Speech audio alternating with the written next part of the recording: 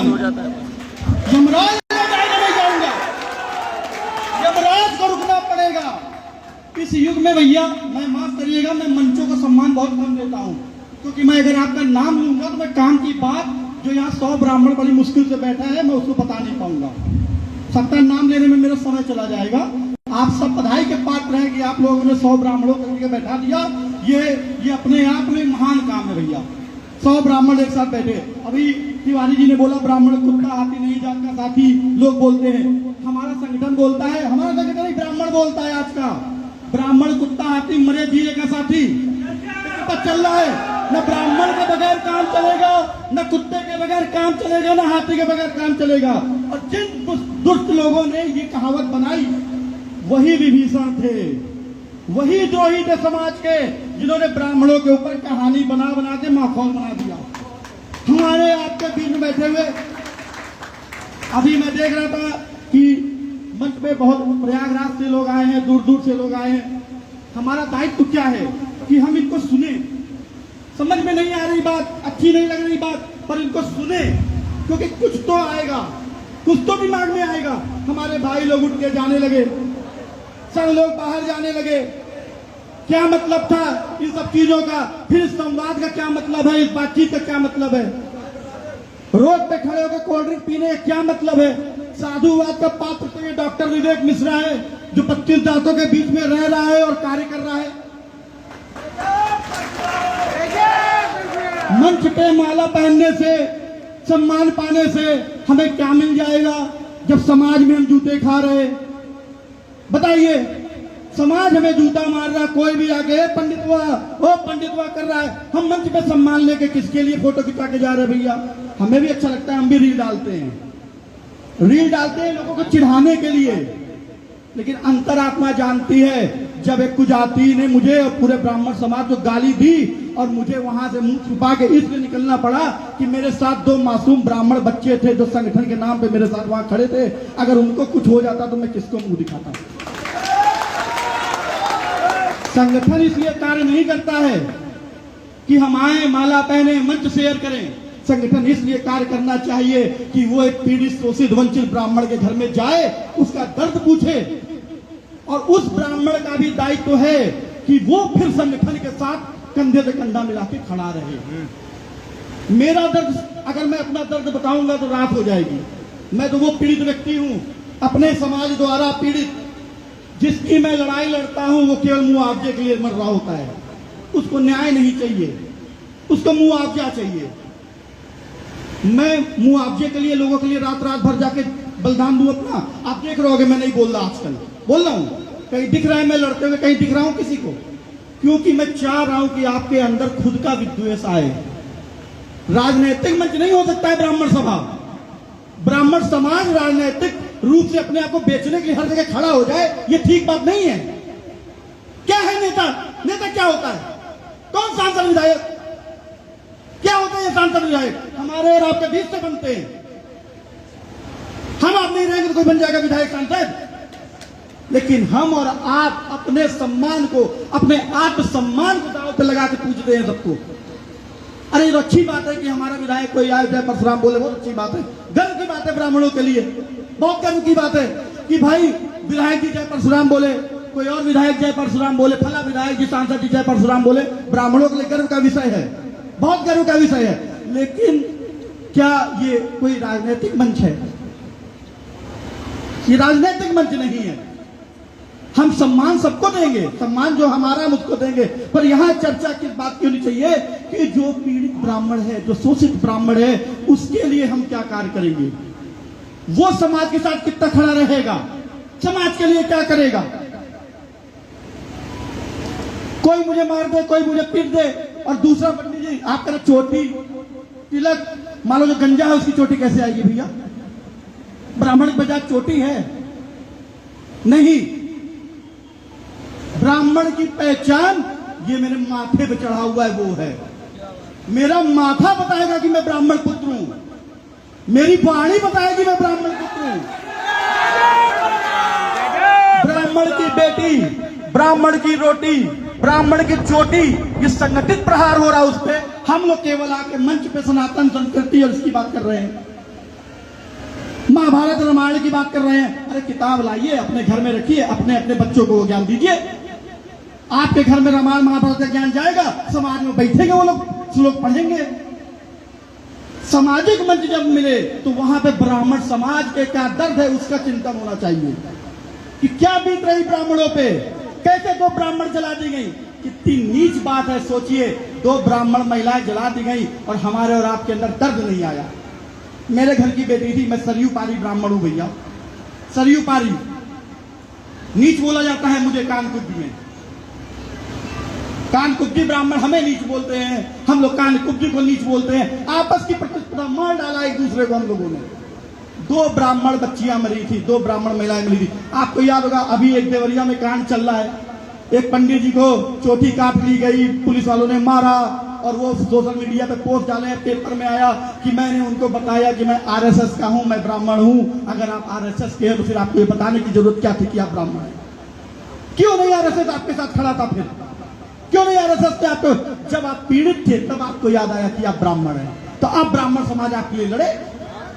लेकिन जब ब्राह्मण समाज पीड़ित था तब जो आपके पास पावर थी, क्या उसका उपयोग आपने समाज के लिए किया?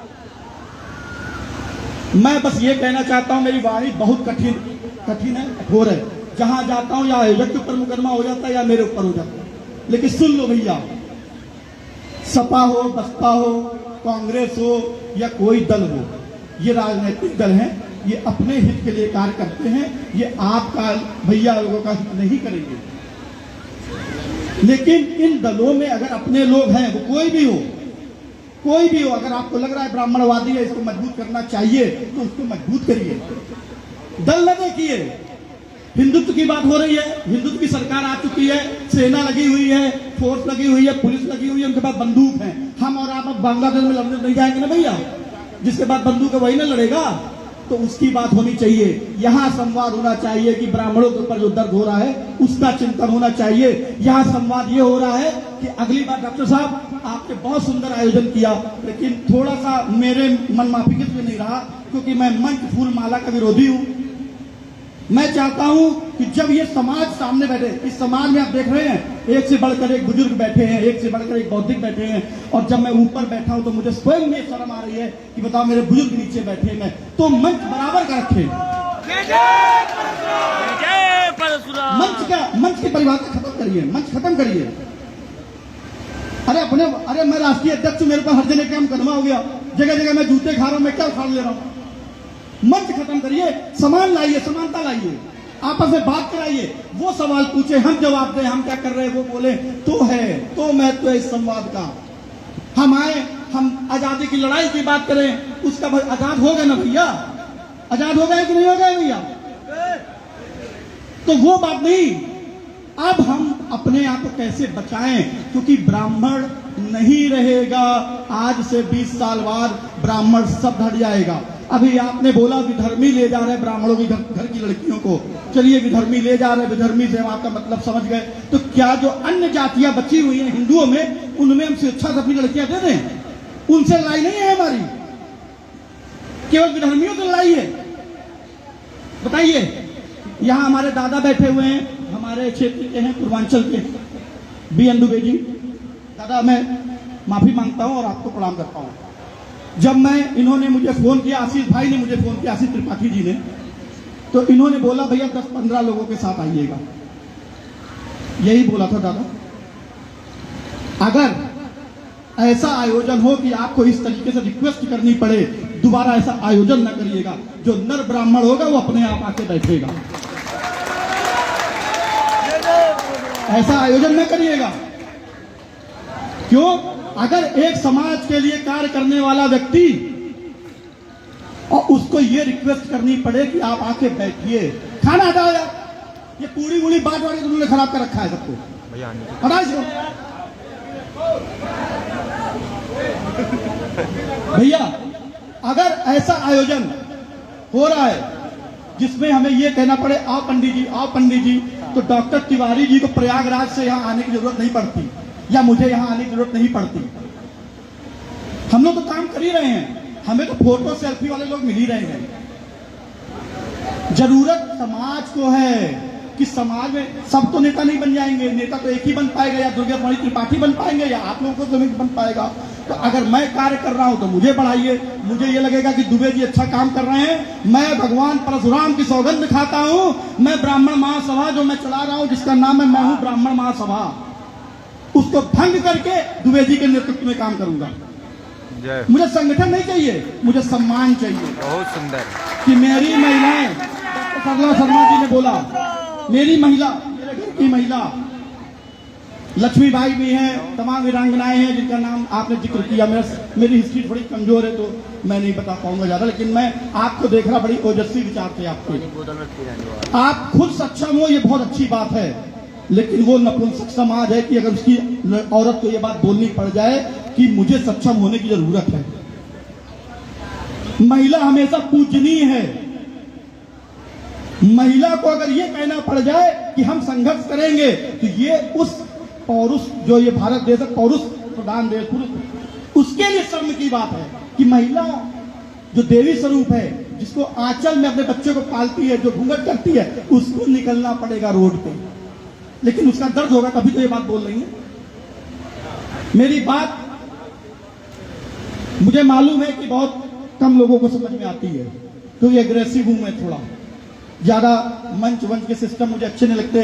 मंच पर उपस्थित मेरे जो बड़े भाई हैं, जो और महान लोग हैं, इनको भी मेरी बातें बड़ी कड़वी लग रही होंगी, लेकिन कड़वी बात करने का समय आ चुका है, नहीं तो अब हम लोग रहेंगे। बड़ी बुरी स्थिति है भैया। कहीं जनेऊ तोड़ा जा रहा है, जनेऊ तोड़ के पेशाब पिलाया जा रहा है, तो वो समाजवादी पार्टी के हैं। ठीक, कहीं गोली मारी जा रही है तो वो भाजपा के हैं। कांग्रेस बोल ही नहीं रही, सपा बसपा अपने में मस्त है। ब्राह्मणों का कौन है, ये तो हमको आपको चुनना पड़ेगा। जो जहां ब्राह्मण हो उसकी मदद करो। आपका नाम क्या नाम भैया? पुष्कर ना? हाँ, देखिए ये मंडल अध्यक्ष है यहाँ के ना भाई, इनको बढ़ाओ भैया, ये अपने हैं ना। कहे को ऐसे लोगों को बढ़ाओ। समाज में वो है, वो आदर दीक्षित है, वो लड़का परशुराम जी की पूजा करता है, उसको बढ़ाओ। जो समाज से काम करे उसको बढ़ाओ। हम लोग तो आएंगे ही, डॉक्टर साहब भी आएंगे, उनकी पूरी कमेटी आएगी, हमारी कमेटी आएगी, प्रभाकर भाई आएंगे, अभय दुबे ब्राह्मण जागरूक समिति के हैं, लगातार कार्य कर रहे समाज के। हरि भैया, हरि त्रिपाठी जी, आपके बीच में पप्पू त्रिवेदी जी बैठे हुए थे। हमारा पहचान रहे हैं, जो कानपुर से आ रहे हैं हम उसको नहीं पहचान रहे। समाज से काम करिए। मैं अपनी वाणी को विराम देता हूँ। फिर से मंच से भी माफी मांगता हूँ, भगवान परशुराम जी से भी माफी मांगता हूँ, अपने पूर्वजों से माफी मांगता हूँ। पितृपक्ष का समय और बड़ा कटु मैं बोल गया, लेकिन मेरी मजबूरी है कि अगर मैं नहीं बोलूंगा तो मेरी बात नहीं पहुंचेगी दूर तक। आप लोगों के माध्यम से मैं अपनी बात पहुंचाना चाहता था। समाज से कार्य करिए और अपने लोगों को आगे बढ़ाइए। ब्राह्मण मैगी बेचिए, ब्राह्मण को खरीदिए। बहुत बहुत धन्यवाद।